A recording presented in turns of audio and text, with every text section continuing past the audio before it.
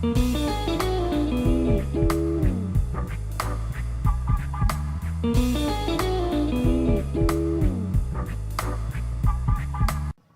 it going there, everybody? It's Mr. Zan over here bringing you guys the last One Piece chapter of 2016, chapter 851 of One Piece. And I have to say, guys, that this chapter was definitely worth the wait, because in this chapter, guys, we finally get to see Pudding's actual true nature. Pudding's true nature, Jinbei's actual appearance, and we get to see a tearful Sanji. Oh my god, there's just so much to talk about in chapter 851, guys, that honestly, man, I am just pumped up for 2017, folks. 2017 is gonna be exciting for One Piece, as the arc itself is starting to get to its climax itself. Even if it's not at its climax, my god, the stuff that's happening all over the place, it's all coming together. And honestly, like I said, One Piece itself is always entertaining each and every single week, guys. I honestly am always entertained whichever chapter that's coming out, especially at the end of this year, guys. Honestly, I have to say that throughout the whole entire Whole Cake Island arc, we are just seeing more and more development through every one of the single side characters, guys. But before I digress, let's get on it for chapter 851. Now, we last left off was with Pudding herself. Like I said, Pudding was just right there. She's talking to Reiju. We don't know what's going on. The Vinsmoke, she's actually explaining as to what she's going to be doing at the wedding ceremony. And then in chapter 851, now she's talking to Reiju. She's talking to her and explain to her how she actually came to get her at the same time too. We look at freaking Reiju. She's bloody. Her legs are shot, and apparently Pudding has this kind of a walker gun, if I remember correctly. This type of gun where basically has these candy jack bullets. I'm assuming it's probably from Perospero. I'm assuming it's from that guy. I'm not too sure if it's from him, but other than that, my god, that these candy bullets, they're able to penetrate iron themselves. Like, basically, because remember, the Vinsmoke family members, they are able to have these high endurance ability. They have this, like, you could say, like, you could almost say like a cybernetic body, if almost saying. Basically, they're just bioengineered people, but yet these candy jack bullets, they can actually penetrate through each of the Vinsmoke members, which makes it more entertaining, as we're going to see at the wedding itself. Pudding or whoever else is going to have this gun is going to make it difficult for all the Vinsmoke family members. Like I said, Big Mom's family, they're preparing themselves to go at war. They really were. They thought throughout all of this, and Big Mom is especially waiting to actually get the hands of the Vinsmoke family technology. That's what she's really after. And honestly, it's kind of sad at the same time that, you know, throughout the whole entire One Piece, you could say, arc in the Whole Cake Island arc, is the fact that, you know, we were always shown that Big Mom and the Vinsmoke family, they both are shown to be these malicious characters, but now it seems that we might have to be feeling a little bit more sympathy towards the Vinsmoke family, because they're actually getting betrayed itself. But we don't know that for sure if the Vinsmoke family themselves have also a plan for them. Like, you know, if they have a backup plan, or if their army really is just aware that they're not really there just for the wedding itself. Maybe they have some other underhanded tricks up their sleeves. But one thing's for sure, guys, the wedding itself is going to be very, very entertaining. I can't wait for 2017 to actually see what's going to be in store for us. But moving on, guys, like I said, Pudding was them. Like I said, she was explaining to Reiju as to what's going to happen at the wedding ceremony. But later in the chapter, oh my god, I have never seen Sanji so desperately at the lowest part of his despair. Like, this character, he's going through so much throughout the whole entire arc itself. You just kind of feel now, it's just pity for Sanji, honestly. Like, freaking Pudding herself was even mocking. She was mocking. She was patronizing. She was just downright just talking smack to how pathetic Sanji was. And honestly, while she was doing all this, like, you know, all her fancy dialogues, you kind of say, her actual real expression, the way she was mocking Sanji was, she was like bloating, like, 'cause, you know, remember, guys, Sanji himself, remember, he got beaten up by his brothers. So when, of course, Pudding took off that mask, of course, Sanji's face was puffed up, and then, of course, you see freaking Pudding just mocking a puffed up face Sanji, and of course, us viewers are gonna be like, that's a low blow right there, Pudding. That's a freaking low blow right there in itself. You know, for us viewers, it's like looking at your old high school crush, and you're just like, God damn it. She's making fun of me just to make herself look cooler and her friends.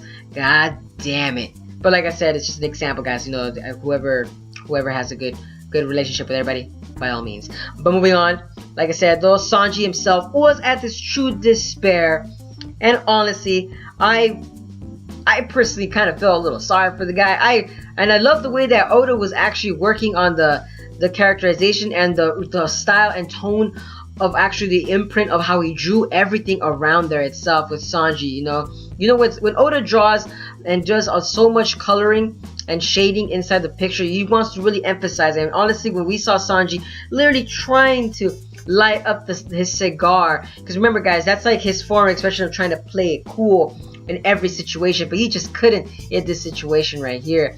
He literally broke down. He's a broken character right now. It's gonna be a miracle to break Sanji up right now, honestly. Like, I don't know how to explain it right now, but it just seems that we don't know what's gonna be in store for Sanji now. We really don't know. We're just really hoping for it is the Vinsmoke family themselves, if they're going to be aware of this. And honestly, it'd be interesting to see if the Vinsmoke family themselves are actually going to help out Sanji too, but in a patronizing way. Even if it's in a patronizing way, at least help Sanji out. I mean, come on. And he literally was crying in the rain. He had a little booger drop. Like, my God, like, honestly, that was just depressing. That was a very depressing picture. Like, honestly, there was a lot of emotion through that picture itself, guys, honestly. But moving on, guys, we gotta move on because there is still a lot to talk about. Now, later on in the chapter, of course, after Sanji hears this talking of Reiju with Pudding, of course, we then look at frickin' Carrot and frickin' Chopper.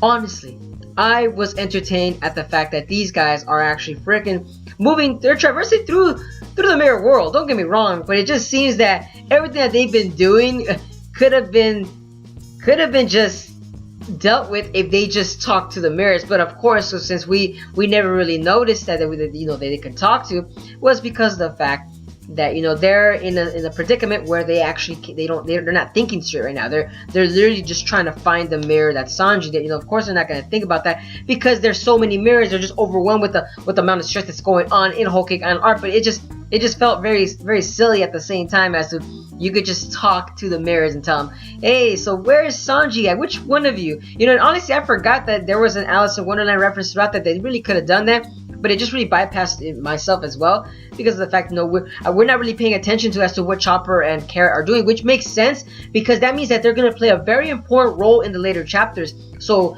pay attention, guys. Pay freaking attention. Carrot and Chopper will be very important as we can see that as they're traversing through the mirror world. It might seem as that might play in a very important figure in the story itself as a whole. Now, granted though, the mirrors did say that Sanji's here, and Chopper, I like the way how he actually explains to the mirrors as, where is Chopper? I'm sorry, where is Brook, Pedro, Luffy, Nami? Like, he asked for everybody. He didn't specifically ask just for Sanji, he asked for everybody. Now, that was very smart decision. Like I said, I'm loving how Chopper's character development is going through this. He's taking a very strong leadership role, and I'm loving that. Like I said, Chopper is a strong character that deserves much appeal and praise in every arc itself. I love the way Oda does that every single time. Maybe in this chapter, his bounty might increase with that in itself. Like I said, we don't know that for sure, but moving on, guys, because, man, like I said, it's just so much to talk about. This is the last chapter for 2016, guys. Let's move on, because there's still a lot.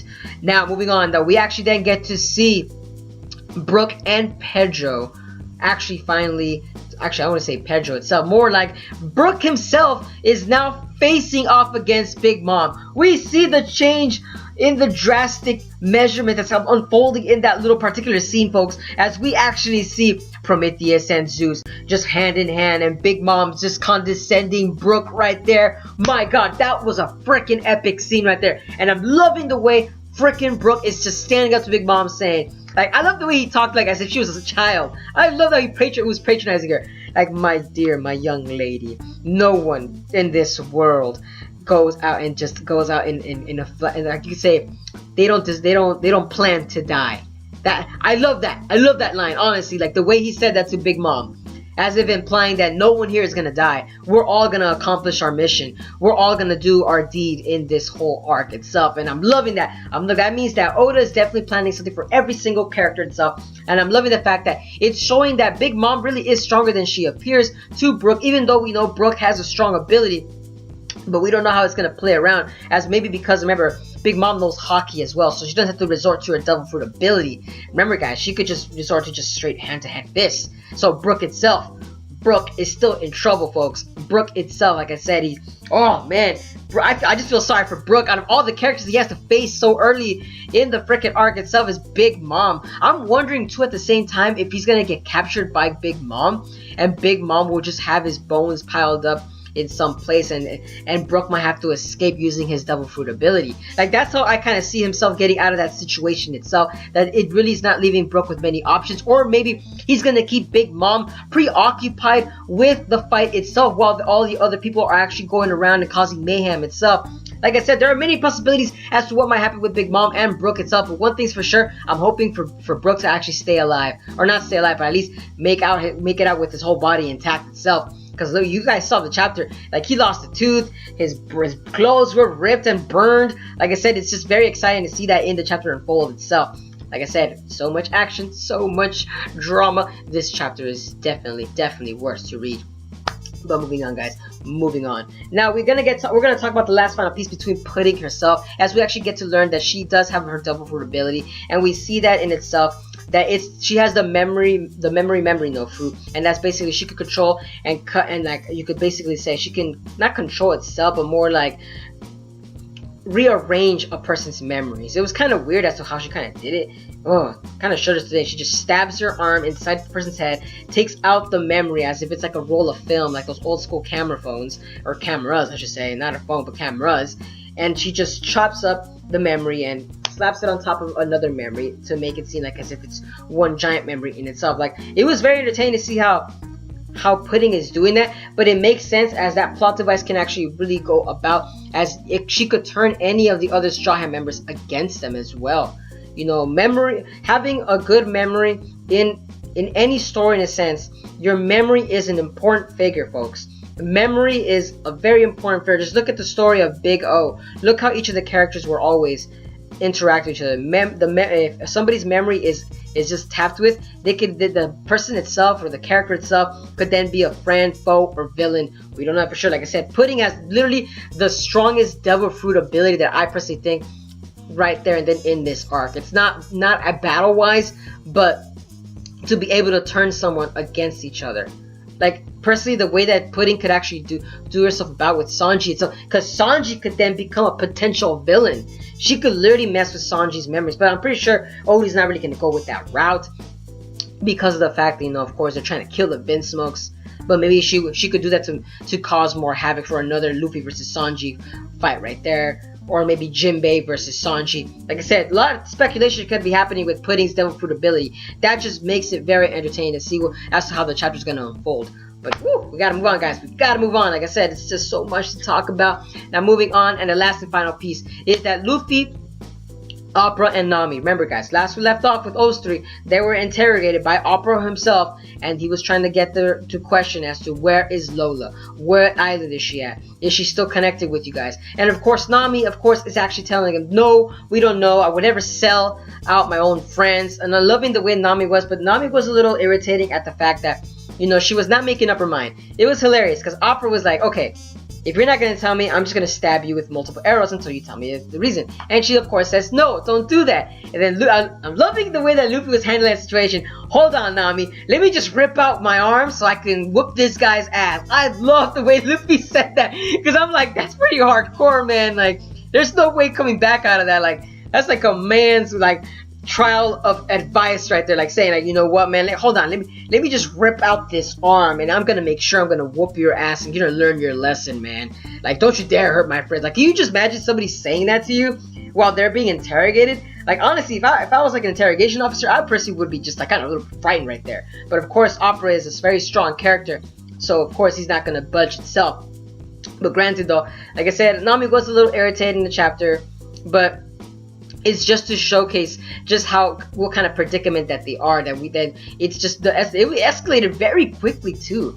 The freaking scene escalated very quickly due to the fact that, like I said, that Jinbei comes in and rescues them. I love that. I freaking love that, guys. To the fact that we finally get to see where Jinbei was. He had all his arms, he had his legs, he had his head, hair, everything. He had everything. So that means there's only one possible solution that Jinbei actually might have lost, and that is lifespan.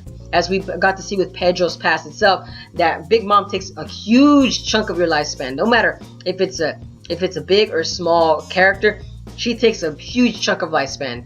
So it just goes to say that Jinbei could be on borrowed time now. And so is Pedro.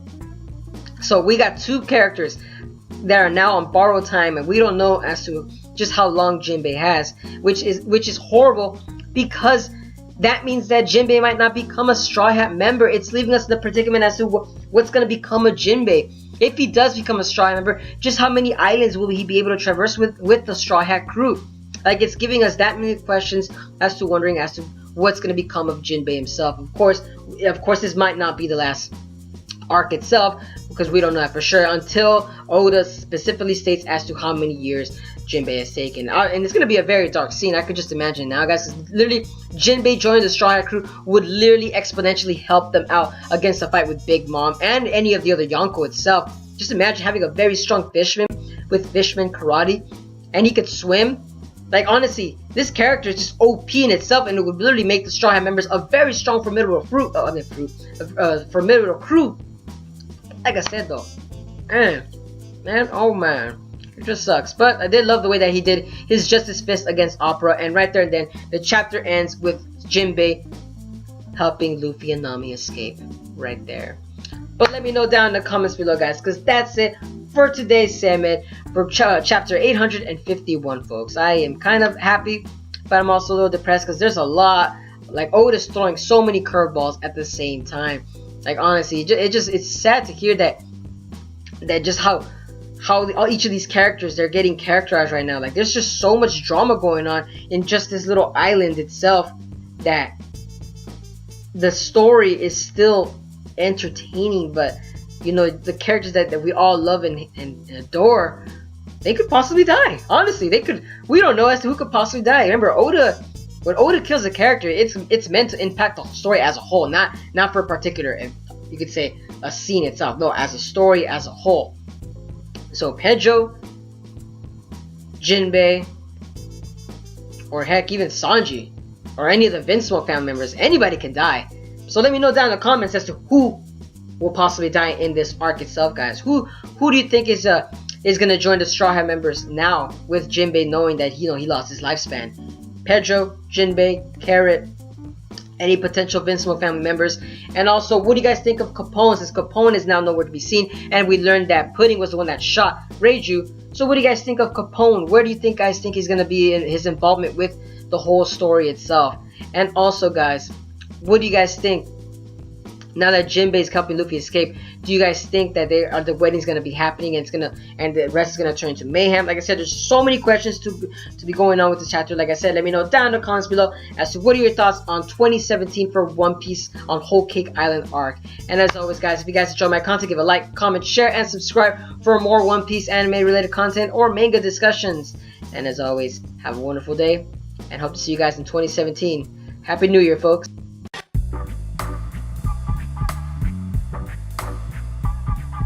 Thank you.